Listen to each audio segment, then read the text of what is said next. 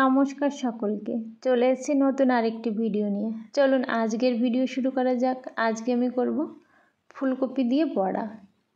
ফুলকপিগুলো আমি ছোট ছোট করে কেটে নিয়েছি।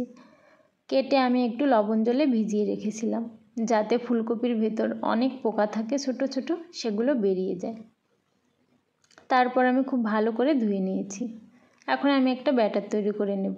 ব্যাটার তৈরি করার জন্য আমি এখানে নিয়েছি বেসন, চালের গুঁড়ি, শুকনো লঙ্কা গুঁড়ি, জিরা গুঁড়ি, ধনে গুঁড়ি, একটু বেকিং পাউডার, সব কিছু দিয়ে ভালো করে মিশিয়ে আমি অল্প অল্প জল দিয়ে ব্যাটারটা তৈরি করে নেব। এখানে আমার ব্যাটার তৈরি করা হয়ে গেছে। এখন আমি নিয়েছি কড়াই। কড়াইতে দিয়ে দেব পরিমাণ মতো তেল। তেলটা যখন ভালো করে গরম হবে, তখন আমি ওই কেটে রাখা ফুলকপি ব্যাটারে ডুবিয়ে এক একটা করে সবগুলো ছেড়ে দেব। আর কে কে ফুলকপি খেতে পছন্দ করো অবশ্যই কমেন্টস করে জানাবে। আর আমার ভিডিও যদি তোমাদের ভালো লেগে থাকে, লাইক কমেন্টস শেয়ার করে পাশে থাকবে। আর আমার পরবর্তী ভিডিও দেখার জন্য আমার চ্যানেলটিকে সাবস্ক্রাইব করে রাখবে। এখন আমি বড়াগুলো উল্টে পাল্টে ভেজে নেব।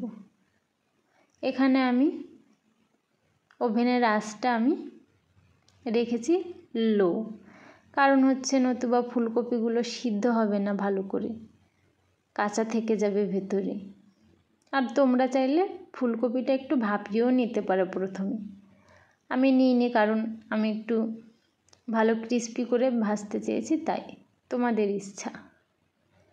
এখন আমার ভাজা প্রায় হয়ে এসছে। দেখতেই পাচ্ছ আমি লাল লাল করে ভেজে নিয়েছি। এখন নামিয়ে নেব। আজকের মতো এই পর্যন্ত। আবার দেখা হবে নতুন কোনো ভিডিওতে। ততক্ষণ আপনারা সবাই ভালো থাকবেন, সুস্থ থাকবেন। আর আমার ভিডিও ভালো লাগলে অবশ্যই লাইক কমেন্টস করে পাশে থাকবেন। টাটা, বাই।